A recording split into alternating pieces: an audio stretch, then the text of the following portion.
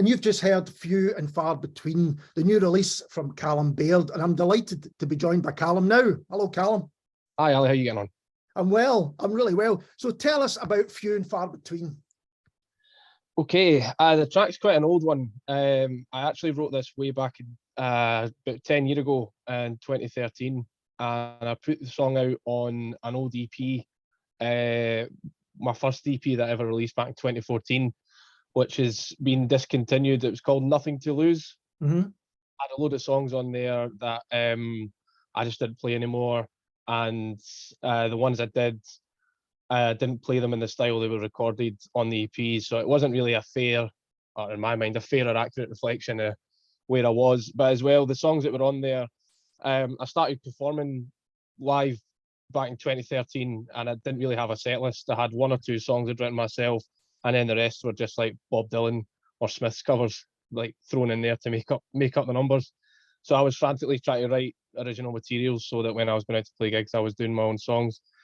And a lot of the songs that were on the EP were from that period of like sort of hand to mouth songwriting, and I just didn't like any of them after a while. They stopped really meaning anything to me, and I was just aware that I'd written these rather quickly so I could put a set together for a short period of time. So the EP got removed, and I kept playing the song live, and I always wanted to do a new version of Few and Far Between. I always wanted to re-record it the way I play it live. I always wanted to do it because it's written as just a classic sort of singer-songwriter acoustic song, and I didn't want to just put that out, just me with my acoustic guitar. There's lots of space there that could be filled, lots of things that can be done, but I never really found a way of doing it properly until quite recently. A friend of mine who lives in Berlin and a fellow musician, Tobias Thiele, he and I have been working together at different gigs and festivals in Germany and in Berlin as well, and he's got his own studio north of Berlin in a town called Funkenhagen, which he nicknames Funky Funkenhagen. And he's got his own studio up there that he's recently moved into. I think at the tail end of 2021, he moved into there. And he was saying to me, if there's anything you want to record, just send it my way. I'll produce it and you can see what you think. So we worked on my last single, Some Call This Normal, which was out in April 2022. And I'd recorded a pile of songs, and one of them was Few and Far Between, and I sent it over to Toby, and within about like a few days he'd sent back to me what you just heard, that final recording, and I was totally blown away by how he'd only had this for a few days and he delivered this like totally transformed the original recording, which, as I say, was really sort of slapdash, and really like filled that space and gave the song like totally different dynamic.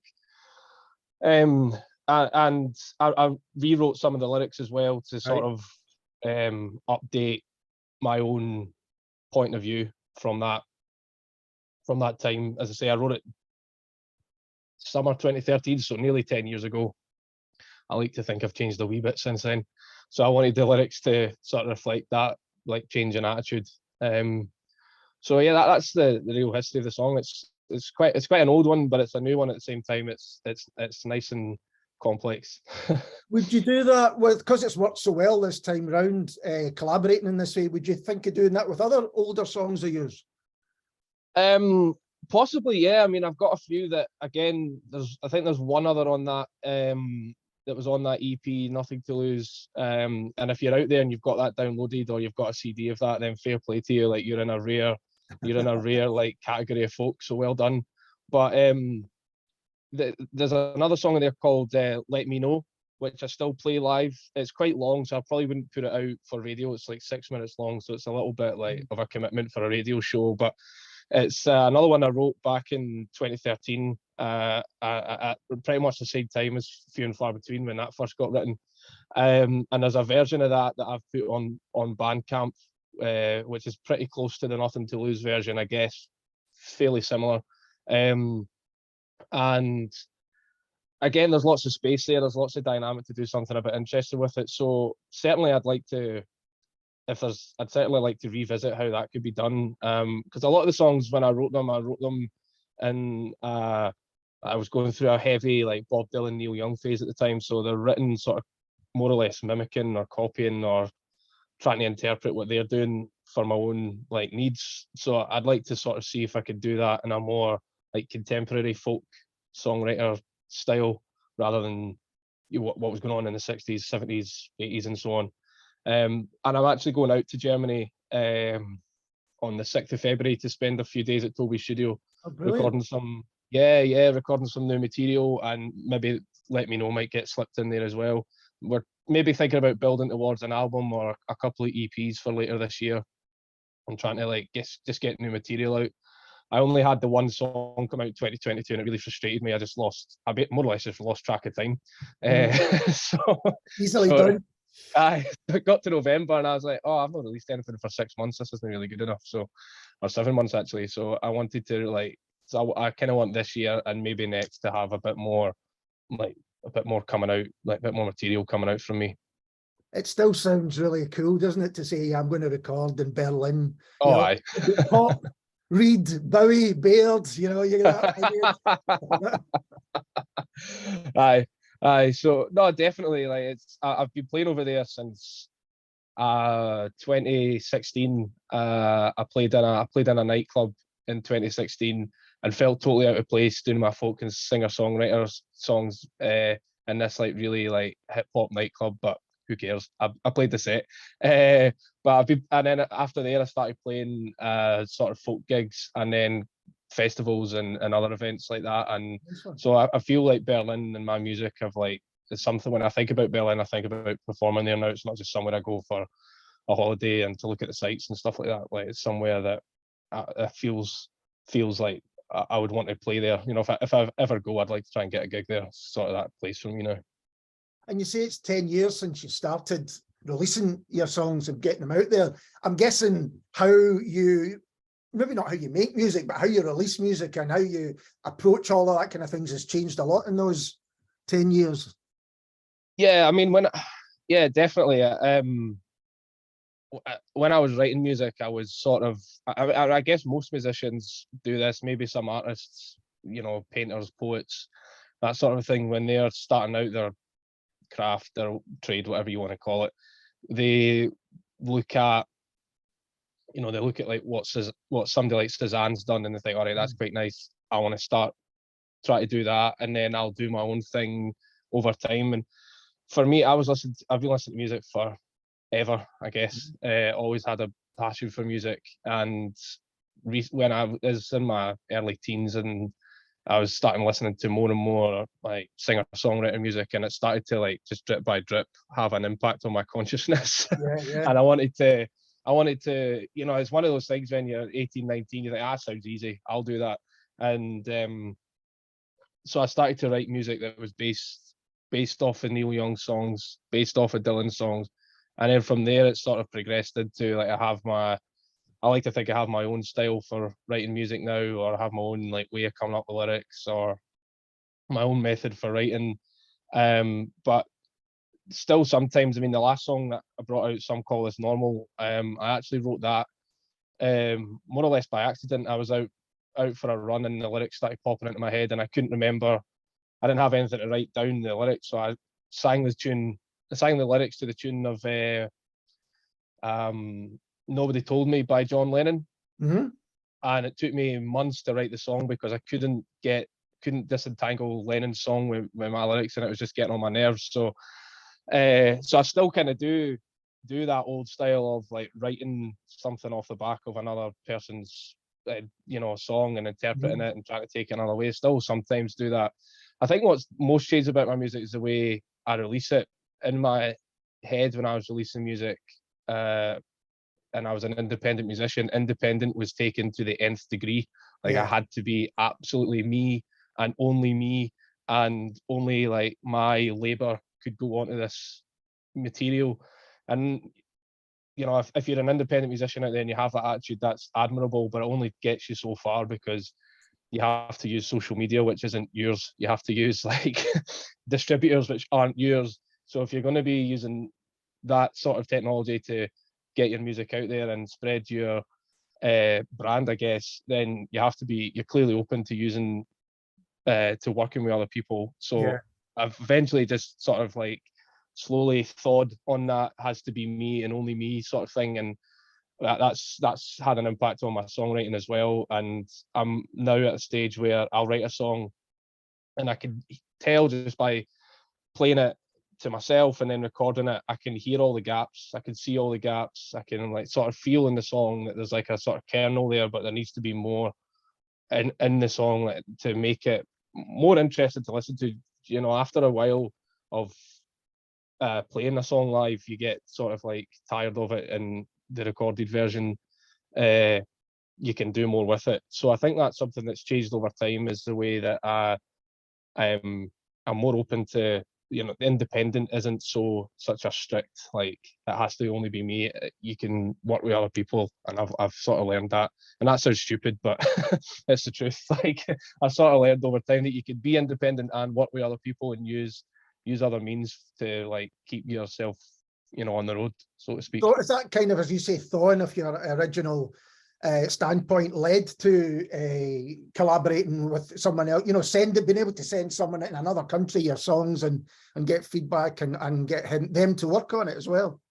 Yeah, definitely. I mean, 10 years ago, I would never have done that. I would never, even if I knew somebody who was, I would never have done that, because I'd have been concerned that I'd had all sorts of concerns that they'd have sent me back, like, you know, a disco version of my song or like a techno version of my song or something, and I'd have to be like, oh yeah, that's really great, and even though that's not what I wanted, you know, I'd have felt really tense and would have just thought, oh, it's just better to do it myself, and in that way, if I don't like it, then I don't like it, but I've done it myself. So whereas over time, I've just sort of thought on that. And I think as well, you know, I'm not the only musician that's going to have this sort of takeaway, but the pandemic's had a massive impact on what you could and couldn't do. I mean, if you wanted to put music out during the pandemic, and I did want to, and I did release music during the pandemic, it was virtually impossible, well, quite literally virtually impossible to do it on your own. Like, you had to have some other, so a lot of the stuff I was doing was self-recording at home, and then I was sending it to some producers, and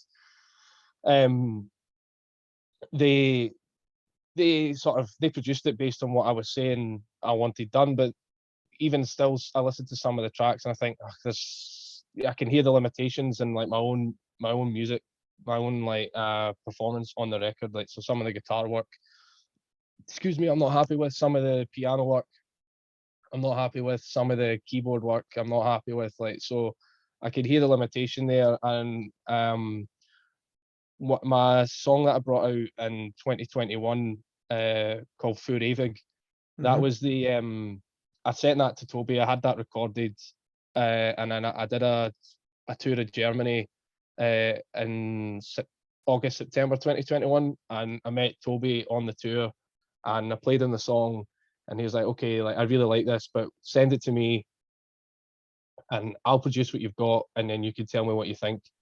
And so he did that, and he transformed the song. Like, I had reverb on there that made it sound like I was in the shower, you know, all this sort of thing that you think people want to hear, but actually when you take it away, you realize that you'd made a mistake. And if I'd stuck to that, no, I have to do it myself, then I'd have put out a lousy record, you know. And so you realize that by working with people, you can actually improve yourself, and then you produce something that was never there before.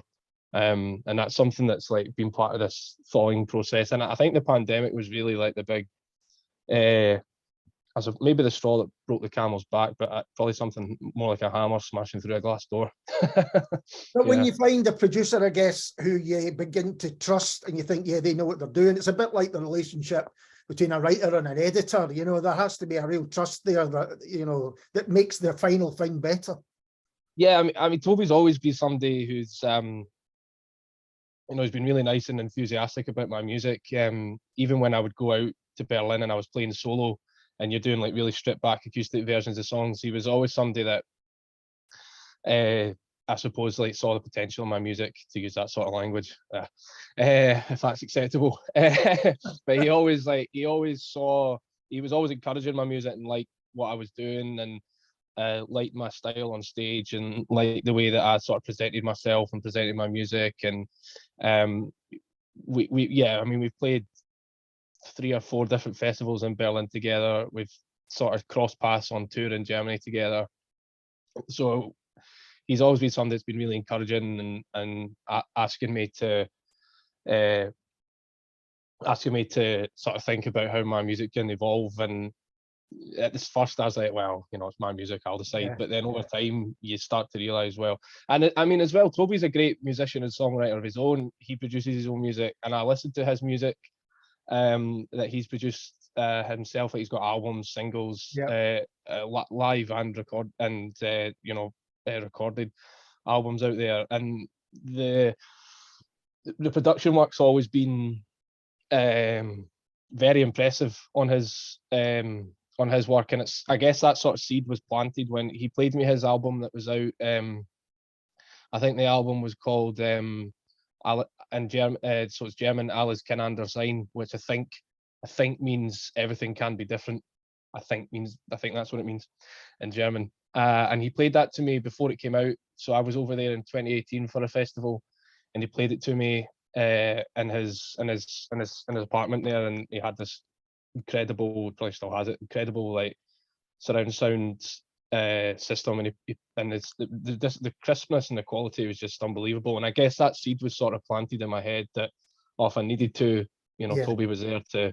So when he made that offer in 2021 to say, I'll perform on I'll produce your tracks as long as I could perform on it, that's fine. That's a no-brainer, because I'm struggling to do that myself, and I've heard your own material that's produced to a very high standard. So yeah, that's a no-brainer for me.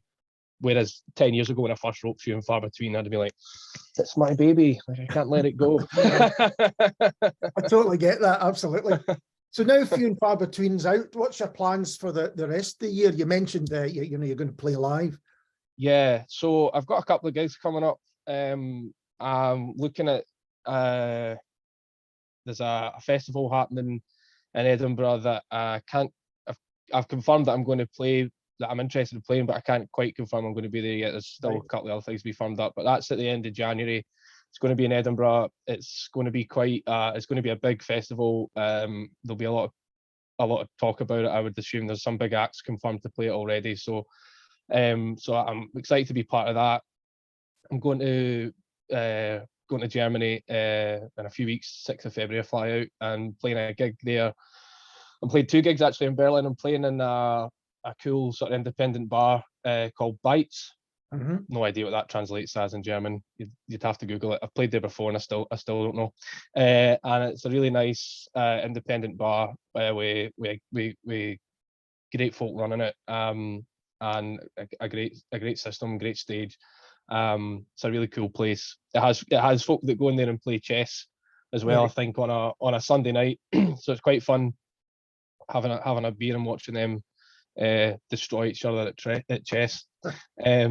So I'm playing there on I think the 9th of February, playing in there, and then on the 12th I'm doing like a sort of opening slot at an open stage type thing at a place called Artliners. I think it's quite a new venue in Berlin. I haven't played there before, so that'll be good. And then obviously recording some new material with a view. Well, some new material, some material that is actually quite old that people won't, that hasn't been released before. But if you've been to my gigs, you might have heard me play it before.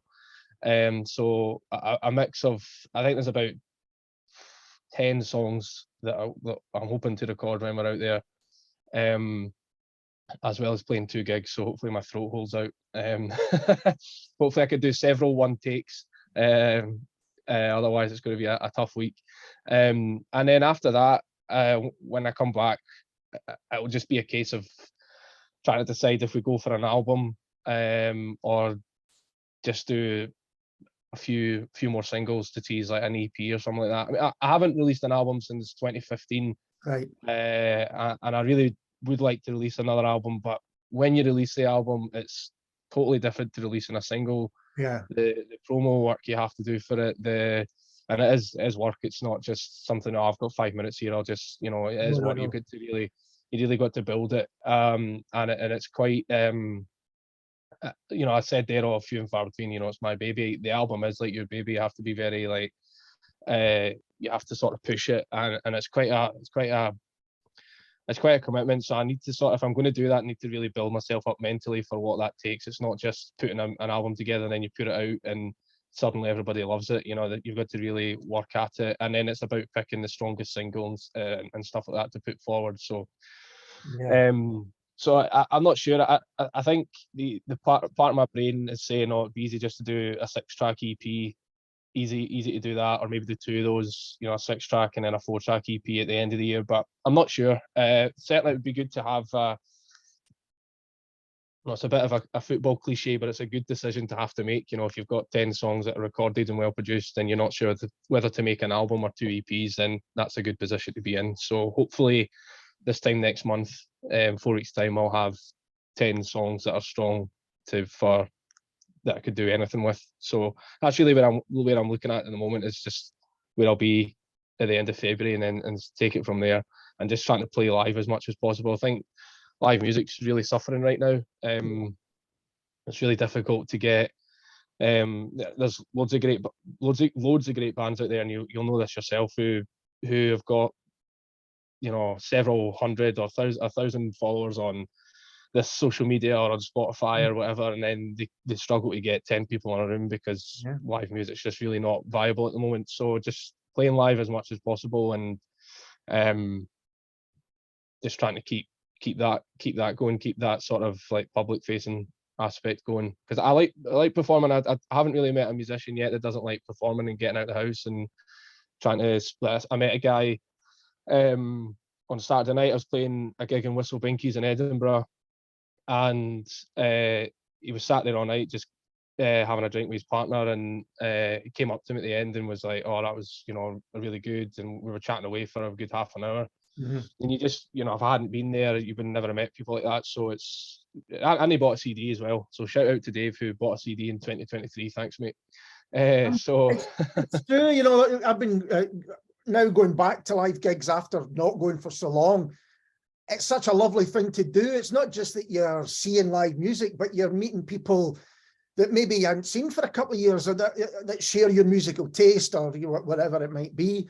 But it's interesting to hear you talk about all those considerations that I think folk who just listen to music rather than make it probably don't think about. That idea about, do I put out a full album? Do I run a singles? Do I make it 2 EPs, whatever it might be? And then your live gigs, considering, well, what size of venue can I actually, you know, is viable, and all that, and what night of the week is viable, and all those considerations. I mean, one of the things that's that sort of held me back collaborating, and I've still not quite overcome this in my head, is performing the songs live. You know, the way I write my material, it's quite I write it as if I was performing it live, if you know what I mean. Like, I write it with the guitar and the lyrics at the same time, making all sorts of silly noises and weird tunes until I get the one that actually sticks, and singing to myself in total gibberish until like a few lyrics start like tumbling out my mouth, and then we get a song. So I write it in that way, that with like the live stage in mind. You know, how would this go down in a certain venue? How would this work in a certain venue? And one of the things that held me back with wanting to collaborate and do more with my music was, well, I'm not going to have a band when I'm playing live, so having that sort of band aesthetic on the single just feels a bit dumb and really hard to work towards. So I'm still trying to actively overcome that.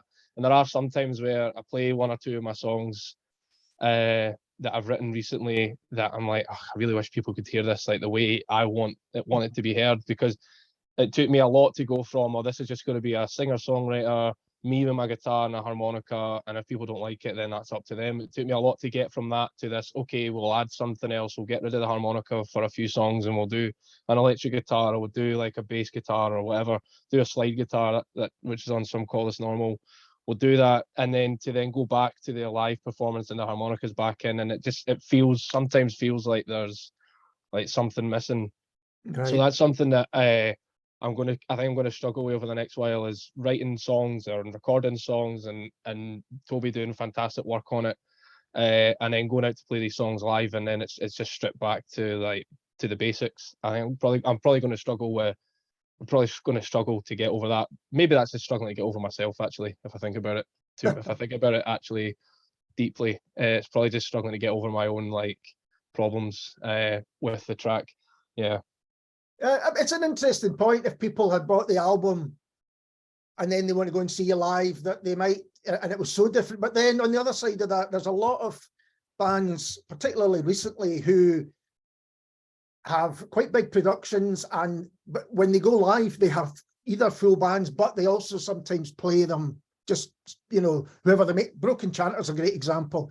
David so often plays with a full band, but he also, I've seen him do just him and a guitar singing his songs. So aye, I mean, I really got into what this is. This might be a bit of a curveball, but what really got me into playing guitar, because I was always somebody who thought of himself as a music enthusiast in terms of listening to music. I never saw myself, even when I was 15 or 16. Well, actually, no, I'd been learning guitar by the time I was 16, but when I was 14, 15, I never thought of myself as learning the guitar.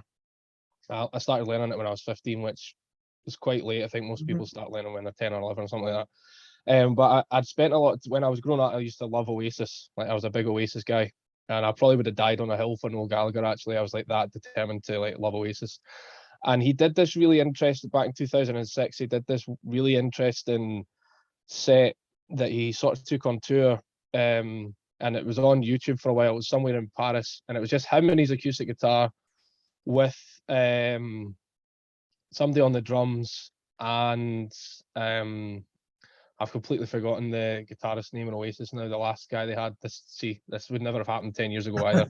But it was just the three of them on stage, and Noel was doing these really stripped back, really interesting interpretations of Oasis songs that I just always heard with this really raw 90s distortion.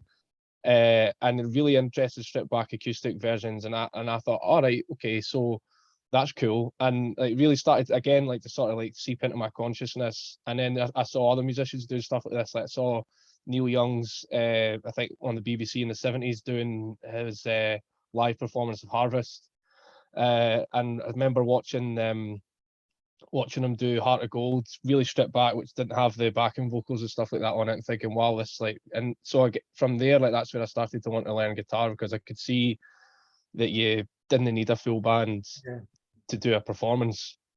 But what happened over time was that started became my my red line was well, you don't need a band to go out and play. You can do it yourself. And then so sort of unpicking that and trying to get to a point where, okay, so you can play live, but how about, if you record something, it's more like a broader picture or something like that, So, and then I guess it's sort of changing the way you look at the live performance as well, just like what you're saying. There's bands out there who've got excellent records, but there's something to be said for going to see a band who do the same song, but it's really stripped back and acoustic. And I went to see Fleet Foxes back in August last year, and they did some of their songs that are on their album with all these wonderful harmonies and double basses. They played some of them with just the acoustic guitar in the Usher Hall, and everybody was deathly quiet and just really huddled round the stage, or it felt that way. Everybody felt like everybody moved forward a few feet around the stage for these songs, and it was incredible. And even the sort of atmosphere changed in the room when that happened. So I mean, there is something to be said for the two. And then you go home and you listen to on the way home, we were listening to the recorded version of the tracks that just be done acoustically, and you appreciate them totally different. After that experience. Yeah, I think it's really interesting. I think if the songs are good, then they'll work no matter kind of how they're done. Calum, thanks for taking the time to talk to me. It's been such a pleasure. Aye, thanks for having me on, Ali. I really appreciate it. I love the work you do with the show and the support you give to musicians like myself. So it's really great to be here, and thanks for helping me out with this. I appreciate it, Ali. Thanks very much. And this is a previous single from Calum Baird, and Some Call This Normal.